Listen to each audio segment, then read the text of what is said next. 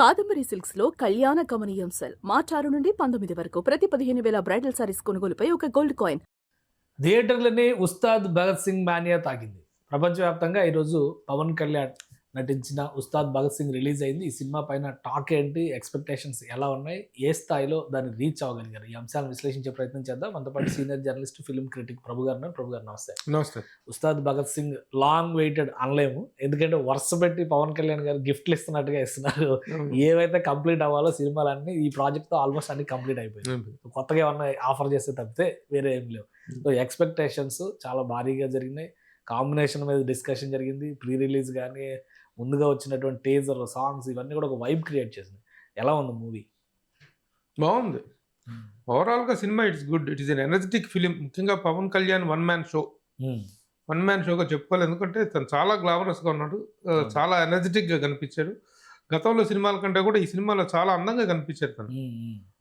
అయితే కథాపరంగా ఏంటి అనేటువంటిది కొంచెం పక్కన పెట్టేస్తే ఆ ప్రజెంటేషన్ ఎలా ఉంది, తన క్యారెక్టర్ని ఏ విధంగా ఆయనను ప్రజెంటేషన్ చేసిన దాని మీద కూడా చాలా డిస్కషన్ జరిగింది సోషల్ మీడియాలో. అసలు ఇది ఇప్పుడు లుక్ కాదు, ఇది ఎప్పుడో షూట్ చేసింది, ఇట్లాంటివి కూడా చేశారు. బట్ పవన్ కళ్యాణ్ మాత్రం ఒక బద్రీలో పవన్ కళ్యాణ్ లాగా, ఖుషీలో పవన్ కళ్యాణ్ లాగా చూపించడంలో సక్సెస్ అయ్యాను నేనని హరీష్ శంకర్ అన్నారు. ఆ ఎక్స్పెక్టేషన్ తగ్గట్టుగా అక్కడ ప్రెజెన్స్ కనబడి, ఆ లుక్ నిజంగా లుక్ అండ్ స్క్రీన్ ప్రెజెన్స్ అనేటువంటిది ఇంపార్టెంట్. ఆ స్క్రీన్ ప్రెజెన్స్ చాలా బాగుంది, చాలా అందంగా ఉన్నాడు పవన్ కళ్యాణ్. ఇంతకుముందు సినిమాల్లో కంటే కూడా దీంట్లో చాలా అందంగా, చాలా గ్లామరస్ గా కనిపించారు. అది ఆ వింటేజ్ లుక్ తేవటం కోసం వీళ్ళు ప్రత్యేకంగా హరీష్ శంకర్ ప్రయత్నించడం జరిగింది. ఆ ప్రయత్నం కూడా సఫలీకృతమై చాలా గ్లామరస్ గా కనిపించారు. సినిమా కూడా ఇట్ ఈస్ వెరీ గుడ్. ముఖ్యంగా డైలాగ్ స్ట్రెంగ్త్ అనేటువంటి చాలా బాగుంది. డైరెక్టర్ గా తను డైలాగ్స్ రాసుకున్న విధానం, పోలీసు వీళ్ళకి విలన్స్ వ్యతిరేకంగా పోలీస్ చేసేటువంటి పోలీస్ స్టోరీ అంతే. Is one more cop story. కథలో కొత్త ఏవైతే వేయించాం కదా, ఉన్నంతలో ఎంతవరకు చేసుకోగలిగారు అనేటువంటి పాయింట్ ఆఫ్ వ్యూలో చూస్తే మంచి సీన్స్ ఉన్నాయి.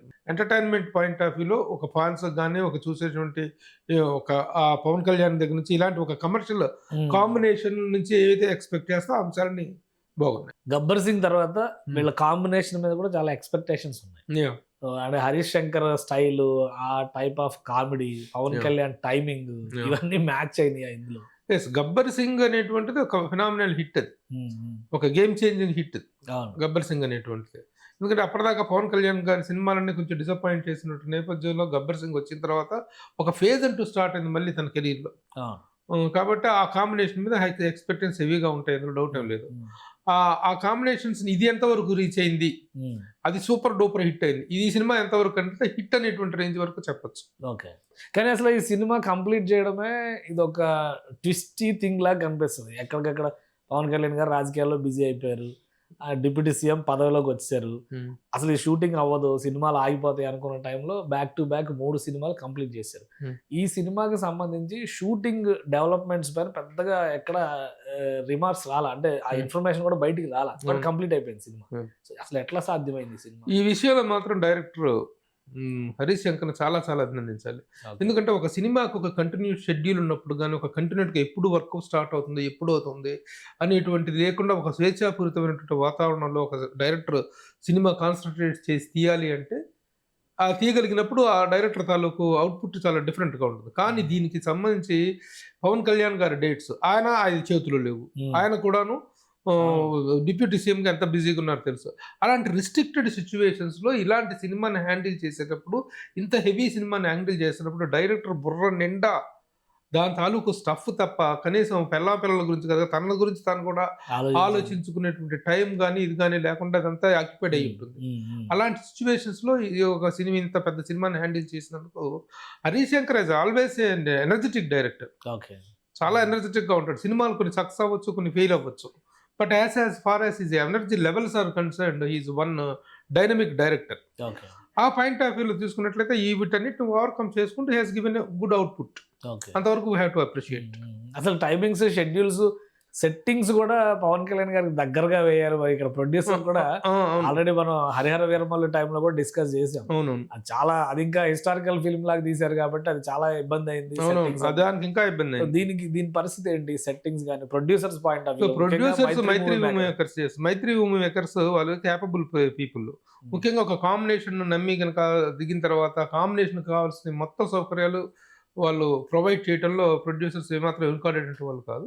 సో మేకింగ్ వాల్యూస్ కూడా చాలా బాగా కనిపిస్తున్నాయి. కొన్ని సెట్స్, సాంగ్స్ ఇది బాగా కనిపిస్తుంది, బాగున్నాయి.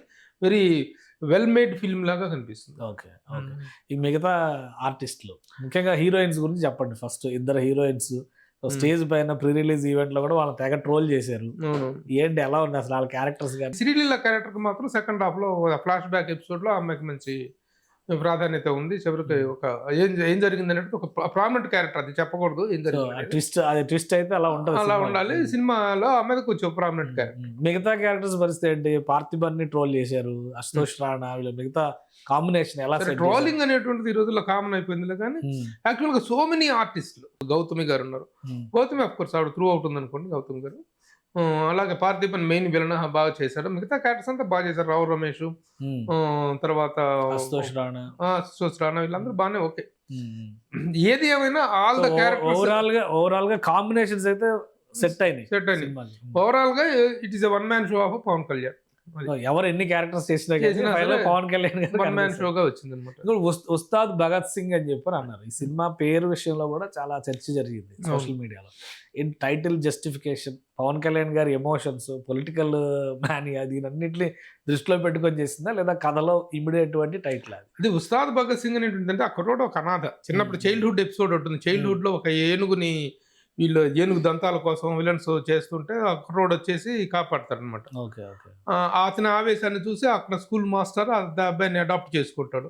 అడాప్ట్ చేసుకుని తగ్గుతుంటే ఈ కుర్రోడ్ల ఆవేశం, ఒక భగత్ సింగ్ విప్లవ వీరుల కథలు చదవటం, ఆ కథల వల్ల మహాత్మా గాంధీ ఉద్భుస్తని ఎవరా నీకు ఆదర్శం అంటే భగత్ సింగ్ అంటాడు. మరి మహాత్మా గాంధీ అంటే ఇది లేదా, ఇష్టం లేదా అంటే మహాత్మా గాంధీ అంటే గౌరవం, భగత్ సింగ్ అంటే ఆరాధన అంటాడు. అలాంటి క్యారెక్టర్లో నుంచి, అలాంటి భావజాలం నుంచి వచ్చాడు కాబట్టి, అనాథ కుర్రోడు కాబట్టి, పేరు ఏమో తెలియదు కాబట్టి భగత్ సింగ్ రా నీ పేరు అని చెప్తాడు అనమాట. మా నాన్నగారు సింగర్ అండి అని కూడా చెప్తాడు, మా మంచి గాయకుడు అండి ఇదని చెప్తాడు, మ్యూజికల్ ఇదండి అని చెప్తే అప్పుడు ఉస్తాద్ భగత్ సింగ్ రా నువ్వు అని చెప్పేసి ఆయన నామకరణం చేస్తారు. అదే సెటిల్ అవుతుంది, అదే టైటిల్. మాస్టర్ క్యారెక్టర్ కూడా చాలా ఇంపార్టెంట్. రవికుమార్, డైరెక్టర్ రవికుమార్ చేశారు. ఆయన త్రూ అవుట్ క్యారెక్టర్ అది కూడా. సో అంటే తెలుగులో నిజంగా చెప్పాలనుకుంటే అప్పుడు ఆ క్యారెక్టర్ కి పార్థిబన్ తీసుకురావాల్సి వచ్చింది తమిళనాడు నుంచి. ఈ క్యారెక్టర్ కి కేఎస్ రవికుమార్ తేవాల్సి వచ్చింది. తెలుగులో ఆ స్థాయి ఆర్టిస్టులు ఎవరు లేరు అంటే ప్రస్తుతం ఎత్తుక్కోవాల్సిన పరిస్థితి ఏర్పడింది. సరే ఇప్పుడు ఆర్టిస్టులు ఎవరు భాష అన్ని సినిమాలు కూడా మిగతా లాంగ్వేజ్ లో కూడా వస్తున్నాయి కాబట్టి సినిమా అనేది పాన్ ఇండియా లుక్ లో వచ్చింది కాబట్టి ఆ అబ్జెక్షన్ అయితే ఏం లేదు. కానీ they did a good job. కానీ సినిమాకి సంబంధించిన దీనిలో పవన్ కళ్యాణ్ గారు చేసినటువంటి క్యారెక్టర్ డైలాగ్స్ 2024 ఎలక్షన్స్ లో ఒక ఊపేసింది. గాజు పగిలే కొద్దీ పదునెక్కుతుంది అంటే ఇందులో చాలా పొలిటికల్ టింజ్ ఉంటుంది, ఖచ్చితంగా పొలిటికల్ సెటైర్ ఉంటుంది. పవన్ కళ్యాణ్ గారు కాంటెంపరీ పాలిటిక్స్ గురించి కూడా ఇందులో కొంత స్టోరీ వెళుతుంది అనేటువంటి అభిప్రాయం ఉంది అందరికి. అలాంటి లక్షణాలు ఏమైనా ఉన్నాయా ఇందులో? ఏమీ లేవు. పొలిటికల్ గా సినిమాని ఎక్కడ టచ్ చేయలేదు. ఆ హానెస్టీకి మనం అభినందించాలి. పొలిటికల్ గా వేరే చేస్తున్నాం కాబట్టి అదే పనిగా అదర్ పార్టీస్ వాళ్ళని తిట్టడం, అపోజిషన్ తిట్టడం, వాళ్ళు మళ్ళీ వీళ్ళు సటైర్ లేటు, ఈ న్యూసెన్స్ లోకి దిగలేదు వాళ్ళు. ఆ సినిమాలో అవసరమైనటువంటి పనిచేసి, ఆ కథకు అవసరం డిమాండ్ చేసేటువంటి పనిచేసి డైలాగ్స్ చాలా చక్కగా రాసుకున్నాడు హరిశంకర్. అంతే తప్ప వేరే వాళ్ళ మీద బురద చల్లటం, దాని గురించి ఏదో లబ్ధి పొందటం అనేటువంటి ప్రయత్నం చేయలేదు. అసలు కథే సీఎం అవడం, ఆ స్కూల్ మాస్టర్ సీఎం అవడం ఇవన్నీ నడుస్తాయి కదా. అక్కడెక్కడ కూడా ఎక్కడక్కడ వాడలేదు. అక్కడ వాళ్ళు గాజు అనేటువంటిదే, గాజు పగిలే కొద్ది గ్లాసు పగిలే కొద్ది పదును ఎక్కుతుందనే డైలాగ్ ఒకటి. గాజు అంటే గ్లాస్ అంటే సైజు కాదు సైన్యం అని. ఆ డైలాగ్ తన పాయింట్ ఆఫ్ వ్యూలో, తన ఇమేజ్ పాయింట్ ఆఫ్ వ్యూలో చెప్పుకున్నాయి తప్ప మిగతా అపోజిషన్ తిట్టడం కోసం దేనికో మాత్రం మిస్యూజ్ చేయలేదు.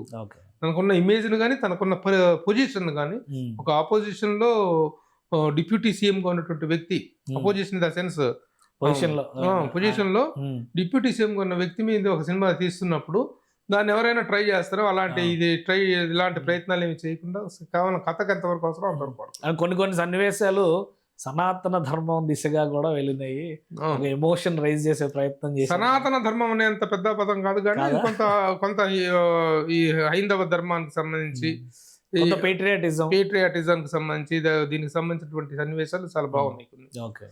ఆ సన్నివేశాలు ఉన్నాయి. కొంత ఈ ముస్లిం వ్యతిరేకమైనటువంటి, ముస్లిం వ్యతిరేకత కాదు, ముస్లింల్లో కొంతమంది చేసినటువంటి వాటిని ఖండించేటువంటివి ఉన్నాయి.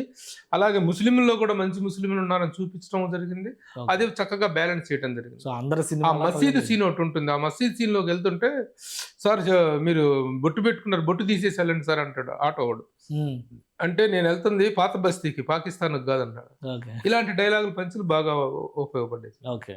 సో మొత్తం సినిమా పరంగా చూస్తే మిగతా క్రాఫ్ట్స్ కూడా చాలా ఇంపార్టెంట్.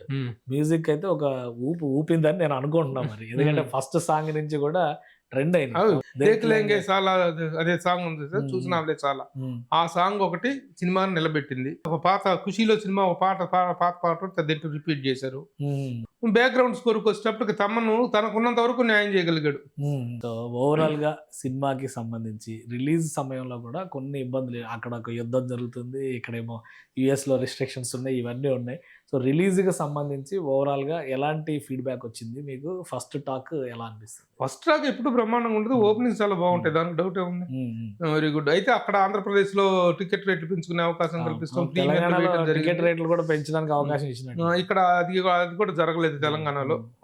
దానివల్ల ఓపెనింగ్సే బాగున్నాయి. జనరల్ ఓపెనింగ్స్ పవన్ కళ్యాణ్ సినిమాకి ఎంత రేంజ్ ఓపెనింగ్స్ ఉంటే ఆ రేంజ్ ఓపెనింగ్స్ ఉన్నాయి. ఓవరాల్ గా మీరు ఈ సినిమా పైన ఎలాంటి ఫీడ్బ్యాక్ ఇస్తారు? ఫీడ్బ్యాక్ అంటే the result point of view చూసుకుంటే ఫాన్స్ కి it is a feast hit. ఇప్పుడు పవన్ కళ్యాణ్ కి మరొక పాస్ ఆన్ ఫిలిం, ఒక హిట్ ఫిలిం అనేటువంటిది మాత్రం చెప్పు. రైట్. థ్యాంక్ యూ ప్రభు గారు విశ్లేషణ అందించినందుకు. ఇది ఉస్తాద్ గబ్బర్ సింగ్ సినిమాకి సంబంధించినటువంటి రివ్యూ. సినిమా పరంగా మొత్తం పవన్ కళ్యాణ్ కనిపిస్తారు. ఏ క్యారెక్టర్ చూసినా కానీ పవన్ కళ్యాణ్ రేంజ్, ఆ ఇమేజ్కి తగ్గట్టుగా ఆయన ఫ్యాన్స్ని అలరించేలా ఈ సినిమా తీయడంలో హరీష్ శంకర్ సక్సెస్ అయ్యాడని ప్రభు గారు చెప్తున్నారు. ఇది స్పెషల్ డిస్కషన్. Keep watching.